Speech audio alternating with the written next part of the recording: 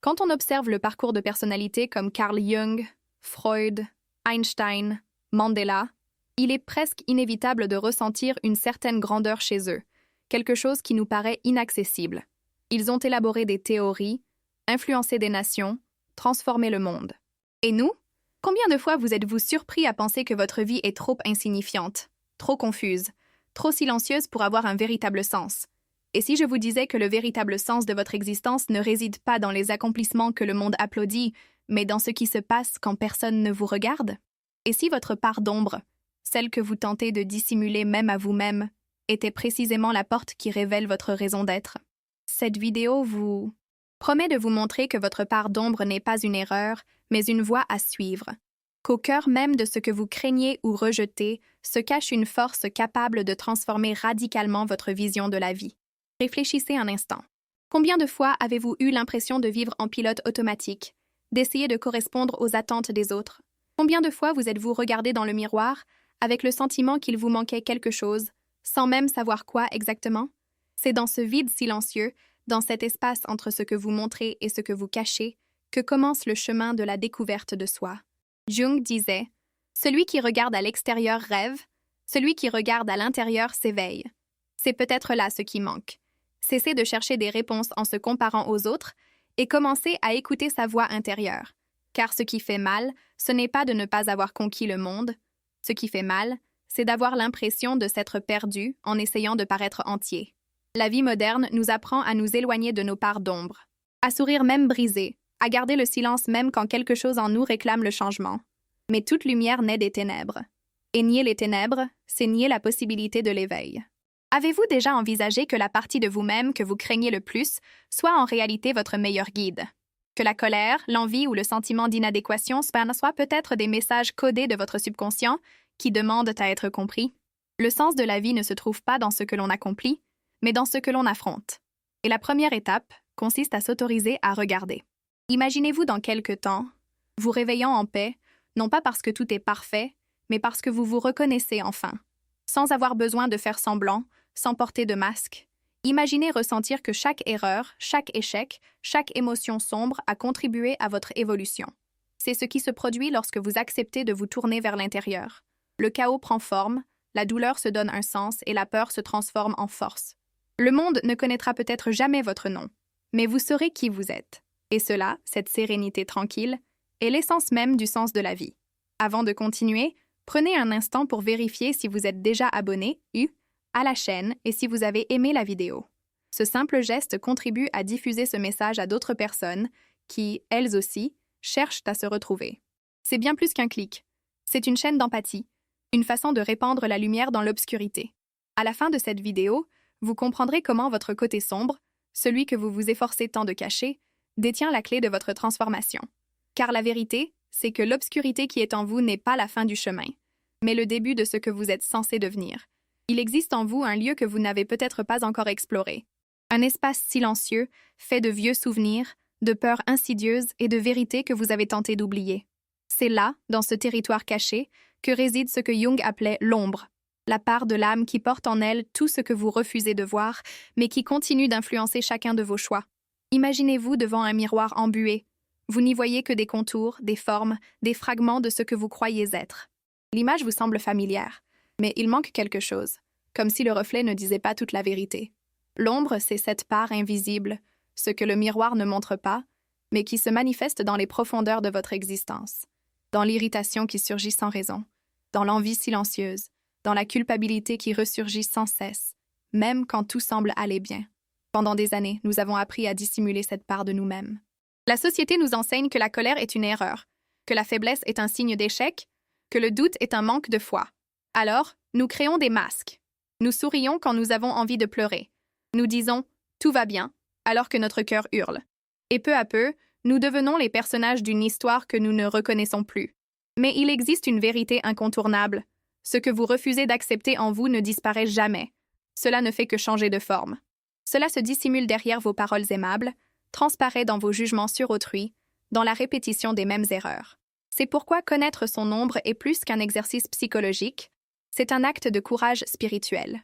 Chaque émotion refoulée est une part de vous-même qui se perd. Avec le temps, Le poids de ces fragments oubliés finit par se faire sentir. C'est peut-être pourquoi, malgré vos réussites, une petite voix intérieure murmure encore qu'il manque quelque chose. Le sens de la vie ne se révèle pas dans ce que l'on montre, mais dans ce que l'on intègre. Fermez les yeux un instant. Pensez à quelque chose qui vous dérange chez une autre personne, quelque chose qui suscite de l'irritation, de la critique ou du mépris. Et si, d'une certaine manière, ce trait de caractère était aussi le reflet de vous-même? Jung disait que nous projetons sur les autres tout ce que nous ne supportons pas de voir en nous. Le monde devient alors le reflet des luttes intérieures que nous n'avons pas encore eu le courage d'affronter. Se tourner vers l'intérieur est inconfortable. C'est comme descendre un escalier obscur sans savoir ce qui se trouve en bas. Pourtant, c'est là, dans l'ombre, que résident vos réponses. Et plus vous évitez de descendre, plus l'obscurité vous poursuit. Non pour vous détruire, mais pour vous ramener à vous-même. Imaginez un instant la paix intérieure que procure la reconnaissance de vos défauts sans honte. Imaginez accueillir votre colère sans craindre la cruauté. Imaginez regarder vos imperfections et vous sentir toujours digne d'amour. C'est ce qui se produit lorsque vous vous rapprochez de votre part d'ombre. Ce qui était une menace se transforme en sagesse. Ce qui était douleur se transforme en guide. Marianne Rojas. Estapé affirme que vivre en pleine conscience, c'est se réconcilier avec sa propre histoire. Et c'est peut-être là le véritable éveil. Non pas effacer le passé, mais comprendre que chaque émotion, chaque erreur et chaque chute n'étaient que des tentatives de l'âme pour se faire entendre. Vous n'êtes pas ce que vous cachez. Vous êtes ce que vous choisissez de comprendre. Et lorsque la compréhension arrive, le miroir n'est plus embué. Vous commencez à vous voir clairement. Imparfait, contradictoire, entier. L'ombre n'est pas la fin de la lumière. Elle nous rappelle qu'en nous, il y a encore des zones qui attendent d'être illuminées. Il arrive un moment dans la vie où le silence devient plus révélateur que n'importe quel mot. En s'observant attentivement, on réalise que certains gestes, réactions et pensées semblent étrangers à notre propre personne. Et pourtant, ils nous appartiennent. Ils proviennent d'un lieu profond, d'un espace intérieur jamais pleinement exploré. C'est là que réside notre ombre. Et plus on tente de la dissimuler, plus elle trouve le moyen de se faire entendre. L'ombre est comme un double, un miroir inversé de ce que nous montrons au monde. Elle se manifeste par de petites choses. La colère qui surgit soudainement, la jalousie que l'on dissimule, la culpabilité qui s'obstine à revenir même quand tout semble aller bien. C'est la voix qui murmure quand on tente de faire taire son cœur. Et le plus étrange, c'est que, loin d'être un ennemi, elle est un messager, apportant des vérités que notre esprit conscient ne peut supporter. Mais que se passerait-il si vous l'écoutiez vraiment? Et si, au lieu de fuir vos ombres, vous les laissiez parler un instant? Dans l'une de ses réflexions les plus profondes, Jung affirmait que l'ombre ne représente pas seulement ce qu'il y a de mauvais en nous, mais aussi tout ce que nous n'avons pas réussi à devenir. Les talents refoulés, les passions étouffées, les rêves que nous jugeons impossibles. Elle recèle non seulement les blessures, mais aussi le potentiel. Ce que vous pourriez être, mais que vous ne vous êtes pas encore autorisé à être. Pensez aux fois où vous vous êtes retenu pour plaire aux autres, aux idées que vous avez abandonnées par peur du jugement, aux amours que vous n'avez pas vécus parce que vous pensiez ne pas les mériter. L'ombre se forme à partir de ces fragments oubliés, comme une mosaïque de tout ce que vous avez laissé derrière vous. Et si son but était précisément dissimulé dans ces parties niées? Et si votre colère était la force dont vous avez besoin pour vous affirmer? Et si votre tristesse était la porte d'entrée vers l'empathie dont le monde a si désespérément besoin? Il y a quelque chose de poétique à reconnaître que la lumière naît des ténèbres. Cette connaissance de soi ne consiste pas à effacer qui nous sommes, mais à intégrer ce que nous rejetons. C'est un processus lent, parfois douloureux, mais aussi libérateur. Car au fond, l'ombre aspire simplement à être vue, et lorsqu'elle est vue, elle perd son pouvoir de domination. Vous vous demandez peut-être, comment entamer ce dialogue avec mon côté obscur? La réponse n'est pas technique, c'est une question de présence. C'est s'autoriser à observer sans jugement. Lorsqu'une chose vous irrite, vous gêne ou vous dégoûte, demandez-vous, qu'est-ce que cela révèle de moi? Parfois, la réponse surgit en silence, mais elle finit toujours par venir. Vous pouvez commencer par écrire. Laissez les mots jaillir, sans censure. Le papier est un miroir qui ne juge pas. Ou vous pouvez méditer, prendre une grande inspiration, vous tourner vers l'intérieur et laisser le malaise vous instruire. Apprivoiser son ombre n'est pas une guerre, c'est un dialogue. Un dialogue long, sincère, et surtout, empreint d'amour. Il est curieux de constater que ce que nous évitons le plus est aussi ce qui nous libère le plus. C'est peut-être pour cela que le véritable éveil n'est jamais un cri, mais un murmure. Ce moment où, pour la première fois, vous vous reconnaissez pleinement. Si vous avez déjà vécu une étape de ce processus, Un moment où vous avez dû affronter une situation intérieure et en être ressorti transformé, partagez-la. Parfois, votre histoire peut servir de miroir à quelqu'un d'autre et lui permettre de mieux se comprendre. Au fond, nous partageons tous la même quête, le désir de nous sentir entiers. Et c'est précisément dans nos parts oubliées que la plénitude se révèle. Car seuls ceux qui ont le courage de se regarder en eux découvrent que l'obscurité n'a jamais été l'opposé de la lumière, mais toujours le chemin qui y mène. Il existe une histoire peu connue à propos des étoiles. Elles ne brillent que parce qu'elles s'effondrent constamment. À chaque seconde, elles luttent contre leur propre gravité, tentant de ne pas s'écrouler sous leur propre poids. Et c'est précisément de cette lutte que naît la lumière qui traverse l'univers. Peut-être la vie est-elle semblable, une danse entre ceux qui s'effondrent et ceux qui s'obstinent à briller. Intégrer sa propre part d'ombre, c'est en quelque sorte accepter cet effondrement. C'est se laisser aller à la déchéance pour découvrir de quoi est faite sa lumière. Longtemps, nous avons cru qu'être fort signifiait cacher sa douleur, garder le contrôle, nier sa peur. Mais la véritable force ne réside pas dans la résistance à la chute.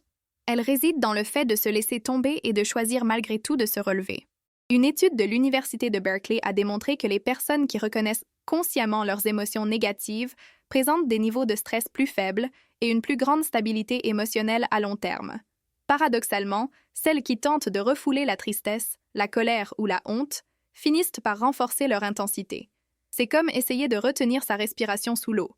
Plus on reste longtemps, plus le corps réclame désespérément de l'air. Il en va de même pour l'âme. Ce que l'on tente de faire taire finira par crier au grand jour. Combien de fois avez-vous essayé d'être la personne calme, la personne forte, la bonne personne, alors que tout en vous vous suppliait d'être simplement humain? Et si la colère que vous ressentez était en réalité un appel au respect? Et si la tristesse était votre corps qui vous appelait à vous retrouver? L'intégration ne consiste pas à justifier des comportements destructeurs, mais à en comprendre la cause profonde. Il s'agit de transformer l'instinct en conscience. La colère qui blessait autrefois protège désormais. L'envie qui paralysait inspire à présent. La peur qui limitait guide désormais. Aucune émotion n'a besoin d'être éliminée, seulement décryptée. Imaginez un incendie. Il peut ravager une forêt entière, mais il participe aussi naturellement au renouvellement de la terre. Après le feu, la terre redevient fertile et de nouvelles formes de vie émergent là où il n'y avait que des cendres. Il en va de même en nous. Lorsque nous acceptons le feu de la transformation, quelque chose de plus authentique commence à germer. Avez-vous déjà remarqué que parfois, ce qui vous fait le plus souffrir est aussi ce qui vous émeut le plus? Certains trouvent un sens à leur vie dans le chagrin, d'autres découvrent le courage dans l'échec, d'autres encore apprennent l'amour après avoir tout perdu. L'ombre, lorsqu'on l'accueille, devient une graine. Ce qui semblait être une destruction est en réalité le début d'une renaissance silencieuse. D'après de récentes études en neurosciences émotionnelles, le cerveau humain se façonne par l'expérience de l'intégration. Lorsque nous acceptons les aspects conflictuels de nous-mêmes, de nouvelles connexions neuronales se forment. Ainsi, chaque fois que vous accueillez une émotion refoulée, vous redessinez littéralement l'architecture de votre cerveau, créant un espace pour plus d'équilibre, plus de clarté et plus de sérénité. Fermez les yeux un instant et imaginez, vous, assis face à vous-même, regardant droit dans les yeux de ce que vous avez le plus évité de ressentir. La peur, la culpabilité, la colère, la solitude. Maintenant, au lieu de les repousser, vous tendez la main. Non pas pour contrôler, mais pour comprendre. Il y a quelque chose de profondément sacré dans ce geste. C'est le moment où le chaos rencontre le calme, et où le vide commence à laisser place à la réunion. Intégrer son ombre n'est pas une fatalité, c'est un mode de vie. C'est choisir chaque jour de ne pas se scinder entre ce que l'on montre et ce que l'on cache. C'est marcher avec ses blessures à vif, mais le cœur ouvert. C'est dire, oui, je porte la lumière, mais je porte aussi les tempêtes, et les deux font partie intégrante de mon être. Car les êtres humains ne sont pas nés parfaits, ils sont nés entiers. Et l'unité est le point où la peur et le courage s'unissent, où les erreurs se transforment en sagesse, et où l'obscurité révèle enfin qu'elle a toujours été une autre forme de lumière. Il y a un moment, presque imperceptible, où ce qui était un fardeau commence à se transformer en sens. C'est le moment où quelque chose en vous comprend, non pas par la raison, mais par le corps, que tout ce qui vous a fait souffrir, tout ce qui semblait vous éloigner de qui vous vouliez être, vous menait en réalité jusqu'ici. Le voyage à travers les ombres, à travers les recoins oubliés, n'était pas synonyme d'obscurité, mais de réconciliation. On commence à comprendre qu'il n'y a pas de conflits intérieurs, seulement des voix qui avaient besoin d'être entendues. La colère ne voulait pas détruire, elle voulait protéger. La tristesse n'était pas une faiblesse, mais un appel au repos. La peur ne vous a pas paralysé. Elle vous a montré la limite entre ce que vous pouviez endurer et ce qui devait changer. Chaque émotion qui semblait un obstacle se révèle désormais comme un guide silencieux, indiquant des chemins que vous n'auriez jamais vus sous le déni constant. Et puis, quelque chose se rééquilibre. C'est comme si le chaos intérieur trouvait un rythme, une harmonie qui ne naît pas du contrôle des émotions, mais du simple fait de s'autoriser à les ressentir. Soudain, la culpabilité perd de son emprise. L'agitation se dissipe et le besoin de prouver quoi que ce soit au monde cède la place à la paix de l'existence. Imaginez une forêt après une tempête. Le sol est encore humide, les branches cassées éparpillées, mais un parfum nouveau flotte dans l'air, celui de la terre vivante, prête à éclore. C'est ainsi que se trouve le cœur après avoir intégré ses ombres. La même terre où jadis la peur régnait devient désormais fertile pour la renaissance. La science confirme ce que l'âme a toujours su. Les recherches montrent que les personnes qui s'autorisent à vivre leurs émotions avec conscience et vulnérabilité développent une plus grande résilience, de l'empathie et une plus grande clarté mentale. Cela signifie que la connaissance de soi n'est pas un concept abstrait, c'est un processus biologique, émotionnel et spirituel de réorganisation intérieure. Chaque fois que vous choisissez d'agir avec sincérité, votre corps tout entier réagit. Le cerveau se transforme, le rythme cardiaque ralentit, la respiration s'approfondit, la cohérence revient. Mais qu'en est-il du but? Quelle place occupe-t-il dans tout cela? C'est là que la réponse se révèle de façon presque subtile. Le sens de la vie ne se trouve pas. Il se manifeste lorsqu'on cesse de fuir qui l'on est. Il n'apparaît pas comme une lumière au bout du tunnel. Il se dessine au fil du chemin, lorsqu'on commence à marcher les yeux ouverts. Le sens de la vie est le reflet naturel d'un esprit en paix avec ses parts d'ombre et d'un cœur qui agit en pleine conscience. Et c'est peut-être pour cela que, lorsqu'on commence à vivre en pleine conscience, le monde qui nous entoure se transforme. Les relations deviennent plus authentiques, les journées plus légères, les décisions plus justes. On cesse de réagir aux événements et on commence à leur donner un sens. On cesse d'attendre que la vie nous porte et on commence, petit à petit, à la guider. À ce stade du cheminement, la quête se mue en présence. Vous comprenez qu'il n'est plus nécessaire de courir après ce qui est, mais simplement de se souvenir. Tout ce que vous avez vécu, tout ce que vous avez ressenti, n'était qu'un appel à revenir à l'essentiel, à vous retrouver. Alors, avant de continuer, fermez les yeux un instant. Respirez. Ressentez votre corps, votre histoire, le temps qui passe. Et autorisez-vous à faire un petit pas, non pas vers l'extérieur, mais vers l'intérieur. Peut-être est-ce écrire ce que vous avez appris, peut-être est-ce pardonner à quelqu'un, ou simplement vous accorder le silence. Le geste importe peu. Ce qui compte, c'est le mouvement, le choix de vivre pleinement, en pleine conscience, éveillé. Car le véritable but ne commence pas quand on comprend tout. Il commence quand, même sans tout comprendre, on décide de continuer. Maintenant, avec un cœur présent et un esprit apaisé. La véritable transformation ne survient pas lorsque tout s'aligne enfin, mais lorsque l'on réalise qu'il n'est plus nécessaire de lutter contre ce qui est.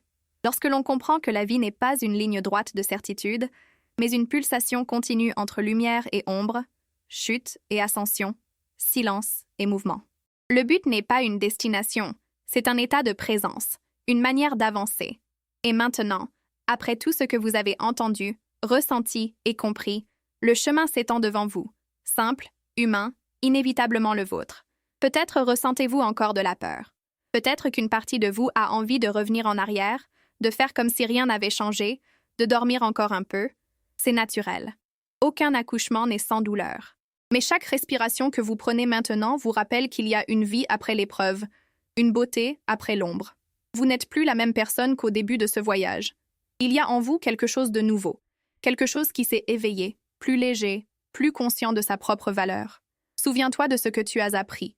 L'ombre n'était pas l'ennemi, mais la carte. La douleur n'était pas la fin, mais l'invitation. La peur qui te paralysait se révèle désormais être le point de départ du courage. Tu es allé au plus profond de toi-même, tu as traversé l'obscurité et tu as trouvé non pas une version parfaite, mais une version complète. Et c'est ce qui te rend vraiment libre. Mais la simple prise de conscience ne suffit pas. C'est là que la transformation prend tout son sens. Elle commence au réveil, lorsque l'on décide d'écouter ses émotions. Lorsque l'on choisit de répondre calmement, plutôt que de réagir impulsivement. Lorsque l'on écoute l'autre sans se perdre soi-même. Lorsque, face à une peur ancienne, l'on se dit en silence « Je te vois, mais je ne te laisserai pas me guider ». Ce sont de petits gestes, presque imperceptibles, mais c'est là que réside le sens profond de la vie. Transformer son esprit, ce n'est pas effacer ses pensées, c'est rediriger son attention. C'est percevoir l'instant qui précède l'impulsion, l'espace entre la douleur et la réaction, le moment où l'on peut choisir autrement. C'est là que réside le pouvoir. Ce même pouvoir qui reconstruit les histoires, guérit les vieilles blessures et apprend au cœur à trouver la paix. Fermez les yeux et imaginez. Vous traversez une journée ordinaire, mais avec un regard neuf. La circulation, les conversations, la fatigue, les incertitudes, tout est là, mais votre présence a changé. Désormais, chaque geste est empreint de profondeur. Chaque silence a un sens, et là où régnait la hâte, résonne un écho de silence. Vous commencez à percevoir chaque instant comme une occasion de vous reconnecter à vous-même et de vivre en harmonie avec votre essence. Au final, le sens de la vie ne réside pas dans ce que vous faites, mais dans la manière dont vous le faites. C'est l'amour invisible que vous mettez dans les petites choses, votre écoute, votre respiration, votre acceptation du moment présent. La vie n'a jamais promis d'être facile, seulement pleine de sens. Et ce sens naît de votre décision d'y être pleinement présent, même quand c'est douloureux, même quand vous ne comprenez pas. Tu as déjà surmonté ce que tu devais surmonter. Désormais, la blessure se mue en sagesse, le vide en espace et la peur en mouvement. C'est ici que le voyage s'achève, et c'est précisément ici qu'il recommence. Car un esprit éveillé transforme tout ce qu'il touche. Et quand vous vous réveillez, le monde entier se réveille avec vous.